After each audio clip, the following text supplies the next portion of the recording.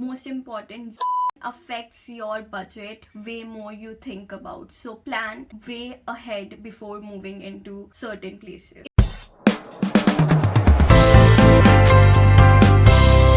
Hello everyone, welcome back to my YouTube channel Unstoppable Ray. If you are moving to UK, especially to London, you must have heard people talking about zones. But what are these zones? How do you find out which zone are you going to live in? And how does these zones affect your budget, rent, and your savings? So in today's video, I am going to talk about these zones and going to explain everything about this so that you have a fair idea what you are moving into. And I'm also going to share apps and websites where you can look into which zone you will be moving in. So let's get started. First of all, what are these zones? These zones are basically the transport system of UK, especially London. The city is divided into 1 to 9 zones for fair calculation. Zone 1 is basically most expensive, touristy and posh.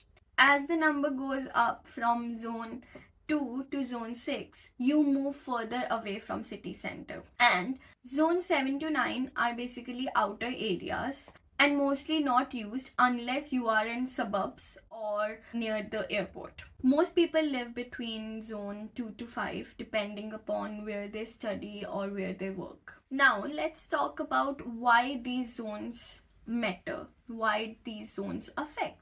These zones affect how much you pay for traveling and even where you are going to live. For example, if you are living in zone 1 to 2, your travel card would cost around £136 per month. But if you live in zone 1 to 6, your travel budget for monthly can go up to £296 per month. So if you are a student or you are starting your new jobs, you will need to balance your rent cost and your monthly travel cost. Mostly people live between zone 4 to 5 to balance their monthly rent and the travel budget. So they will pay less rent and pay more for traveling. So that's how you need to figure out like what you can compromise on. Do you want to travel more and spend more on traveling, or do you want to live in the zone where your office or university is and pay less on the traveling? Now let's find out which zone you are living in. You will need to find out your nearest underground or overground station. Each station is marked to a zone, so you can figure out which zone you will be living in.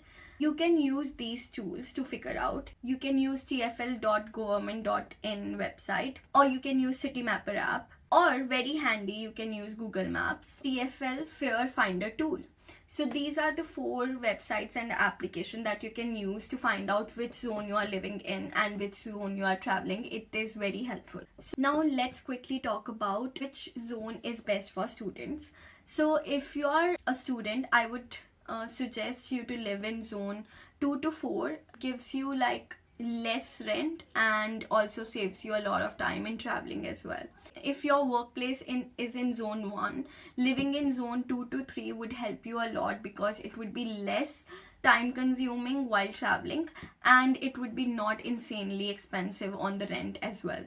Now if you are living outside London's in cities like Manchester, Edinburgh, Newcastle or Nottingham, you will not have zones, but you will still have travel areas and fare bands, which you can figure out with the same websites and apps that I have told you earlier. So I will like to share one tip with you. Always check distance from accommodation to city center, plus also check how well connected it is with buses and the trains. It's not just about the zone numbers anymore, it's all about the accessibilities. So to give you a quick recap, zones only apply to London. Balance your rent plus travel cost by picking up a place that is not far from your office areas and also not at expensive areas like zone 1. Most important, zone affects your budget way more you think about. So plan way ahead before moving into certain places. If you want a free checklist of website and apps that I mentioned in this video,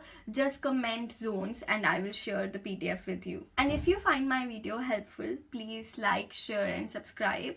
Thank you for watching till the end. And I will see you in the next one. Till then, take care. See you. Bye bye.